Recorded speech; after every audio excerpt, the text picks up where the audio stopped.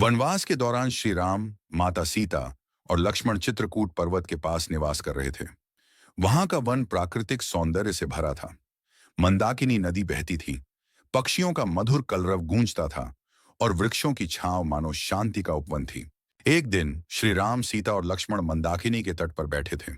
वाल्मीकि रामायण में वर्णन है कि सीता जी अत्यंत सुंदरी थीं और वन की शोभा उनके साथ और बढ़ जाती थी। श्री राम प्रेम पूर्वक उनकी गोद में सिर रखकर विश्राम कर रहे थे। इसी समय देवराज इंद्र का पुत्र जयंत वहां आया।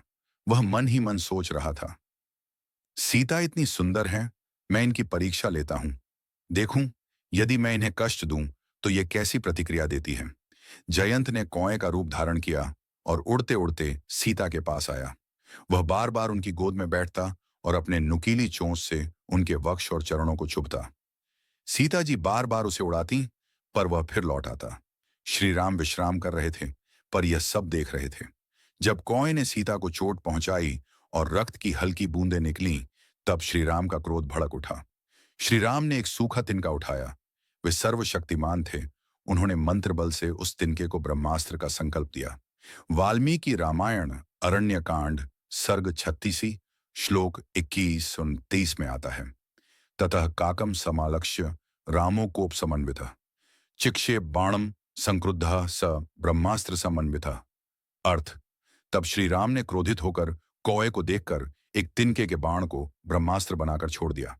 कौआ भागा, पर अस्त्र पीछा करता रहा। कौआ घबरा गया, वह आकाश में उड़ गया, नदियों, पर्वतों और समुद्रों के ऊपर भागा, पर तिनके का ब्रह्मास्त्र उसके पीछे पीछे चलता रहा।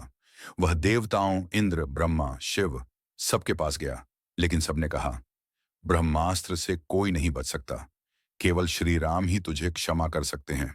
थक हार कर कौआ पुनः श्री राम के चरणों में गिर पड़ा। उसने अपनी चोंच जोड़कर प्रार्थना की, प्रभु, मैं आपकी शरण में हूं, मुझे क्षमा करें, मैंने गलती की है। श्री राम शरणागत वत्सल हैं। उन्होंने ब्रह्मास्त्र को शांत कर दिया, पर बोले, धृष्ट पक्षी, तूने मेरी प्रिया को कष्ट दिया है, दंड बिना क्षमा नहीं होगी। कौवा शरण में था, इसलिए श्री राम ने उसका प्राण नहीं लिया। उन्होंने उसे हल्का दंड दिया, उसकी एक आंख फोड़ दी।